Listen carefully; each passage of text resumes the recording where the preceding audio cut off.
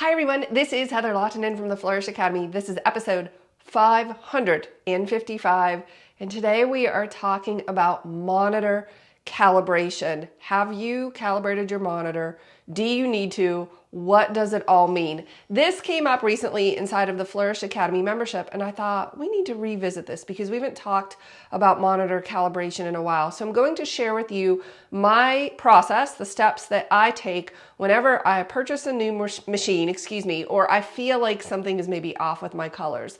So the way I begin this process is I select about 5 to 10 images from different sessions in different lighting situations. I edit those photos to how I would like them to look, and then I order prints from a couple of labs. I tend to use MPICs for my consumer products like my own personal work. I use Miller's Lab and White House Custom Color. I use a lot of other labs, but those are my primary ones.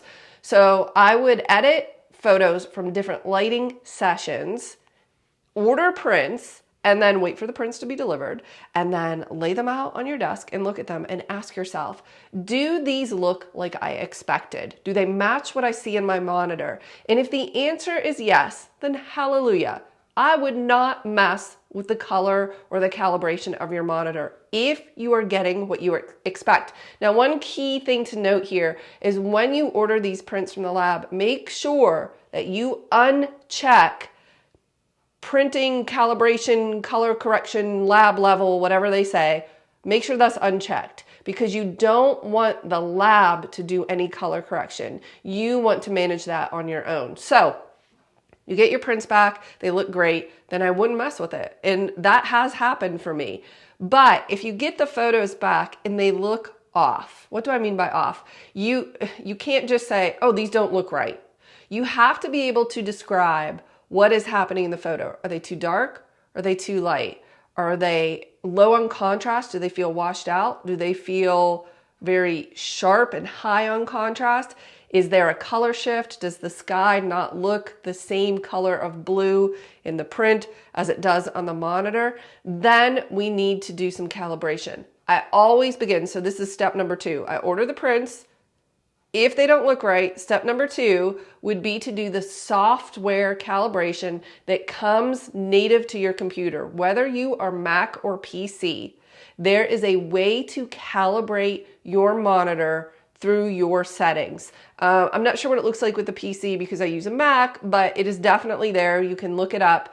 Also, another side note is I did a recent episode all about color spaces and what color spaces you are using. So if there is any confusion or things aren't looking right for you, I'll link that below. I would definitely watch that video as well because I talk about working in the sRGB color space.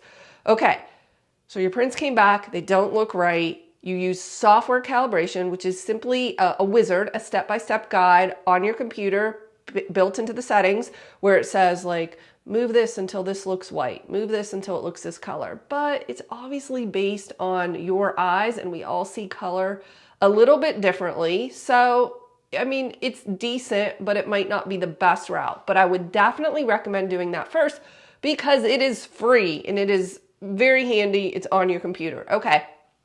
I would then re-edit those photos based on this new profile on your monitor. So what happens is you go through this software wizard and it assigns your monitor a profile and you would accept that and things are going to shift. It's going to look different and you're not going to like it because you're not used to it, but you just have to take a deep breath, re-edit those photos so that they look good according to this new shift in colors or lightness. Then reorder the prints, repeat the process. If they come back and they look great, again, you don't have to do anything else, you're done here. But if they come back again and you're like, oh, this still doesn't look the way I think it should, then it is probably time for hardware calibration. So I would recommend the Data Color Spider. Spider is spelled with a Y, that's the one I have. I've had really good luck with it. Data Color Spider, I believe it's around $170 maybe, and it's a physical device that you attach to your monitor. It has its own software, so essentially a wizard, but instead of you changing the color based on what you see, it does it more scientifically and obviously not with your color bias. So in theory, it would be more accurate. So you run that wizard and then repeat the process again. Re-edit the photos based on this new color profile and order them, and they should look good at this point, but you might have to make some minor adjustments just based on what you're seeing, and that's totally fine. It's never, okay, it's not usually going to be absolutely perfect, but is it close enough that you feel good about it? But if your sky on your monitor looks blue and it looks green in the print, well then there's, or has that like green shift, then obviously there's something we need to do about it. Over the years, I have had a combination. I've had several, I was PC years ago and I had Dell monitors.